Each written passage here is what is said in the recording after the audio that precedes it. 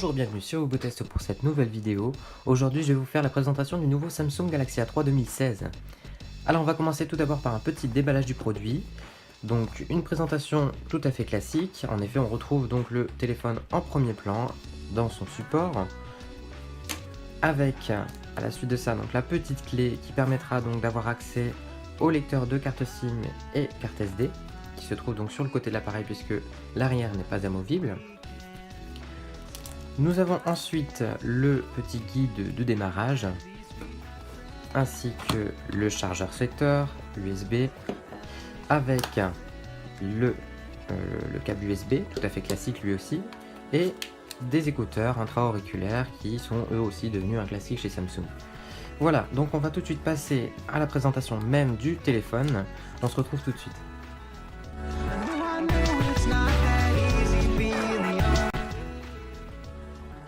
Voilà, donc maintenant on va directement s'intéresser à la présentation du produit et plus particulièrement au design. Alors, dans un premier temps, on peut remarquer que Samsung a fait vraiment un gros effort pour nous donner un produit qui est vraiment premium. Premium pourquoi? Parce qu'on a vraiment l'utilisation de matériaux assez nobles, puisqu'on a un contour en aluminium.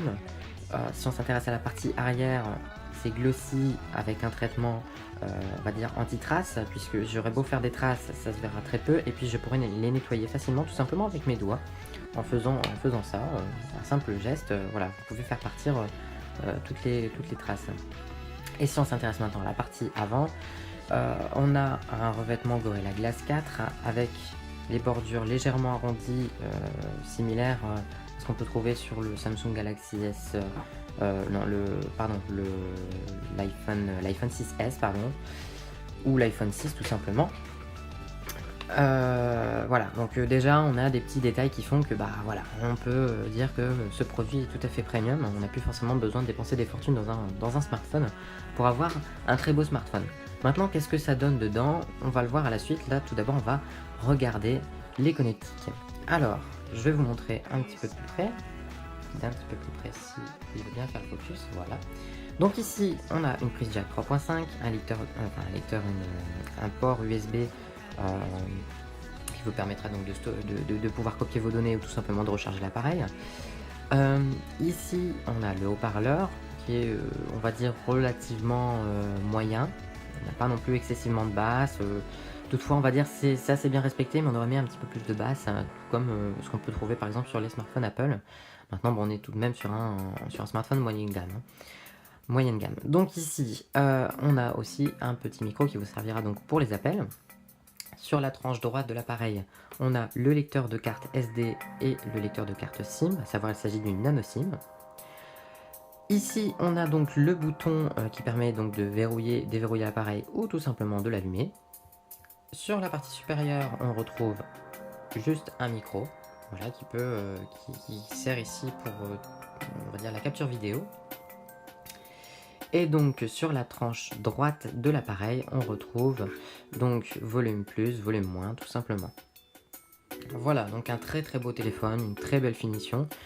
Et maintenant, qu'est-ce qu'il donne vraiment à l'intérieur? Donc déjà, on va voir au niveau du temps d'allumage. Donc je vais juste l'éteindre, déjà pour que vous puissiez voir la vitesse à laquelle il s'allume. J'aurais dû le faire avant, mais j'ai carrément oublié.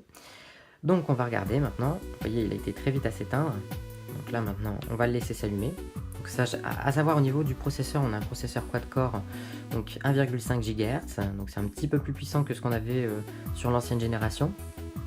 On a toujours 1,5 Go de RAM, ce qui est un petit peu regrettable puisqu'aujourd'hui, bon, quasiment tous les smartphones qui sortent ont au moins 2 Go de RAM, on va dire dans les moyennes gammes, quoi.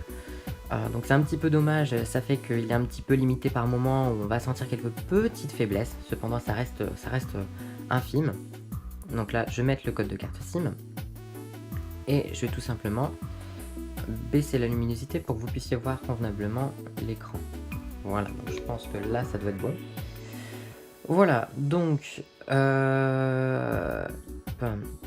alors, donc si on regarde un petit peu, on a déjà un écran qui est vraiment sympa. On a de belles couleurs, une belle restitution des couleurs. Une petite particularité, c'est que cette année, le Samsung Galaxy A3 bénéficie lui aussi, comme le Galaxy S6, on va dire, d'un TouchWiz personnalisable. Je m'explique. Donc TouchWiz, c'est l'interface de Samsung qui est donc personnalisable par les thèmes qui seront proposés directement par une boutique dédiée. Donc là, moi j'ai choisi celui-là. Maintenant, vous pouvez très bien en choisir d'autres, hein, très rapidement. Ici, vous avez voilà thème, et puis soit vous avez ceux que vous avez téléchargés, soit vous pouvez avoir accès à un store avec des thèmes gratuits et payants. Donc je trouve que c'est vraiment pas mal parce que à la base le nouveau TouchWiz n'est pas forcément bon, ultra esthétique. Peut-être certaines personnes préfèrent le TouchWiz qu'on pouvait trouver par exemple sur le Galaxy A3 2015, tout comme moi. Maintenant on peut quand même personnaliser l'appareil comme on veut, et on peut, on va dire, aller voilà, accepter un petit peu plus ce que Samsung nous a fait. Voilà, donc au niveau de l'utilisation générale, c'est un très bon smartphone. On va s'intéresser, si vous voulez, à l'appareil photo. Bon, j'ai pas vraiment de cliché à vous montrer. Là par contre, je vais juste mettre la caméra arrière. Voilà, donc on a une interface donc qui est assez complète avec beaucoup de réglages. À savoir, bon, c'est un téléphone qui n'a rien à envier spécialement, en tout cas en luminosité extérieure. Il n'a rien à envier pardon, à l'iPhone 6 ou encore au Honor 7. En effet, vous pourrez regarder des tests. C'est vrai que bon, on voit pas spécialement de différence. Par contre, en intérieur ou en faible luminosité, il s'avère un petit peu plus capricieux et on a des résultats un peu moins sympas.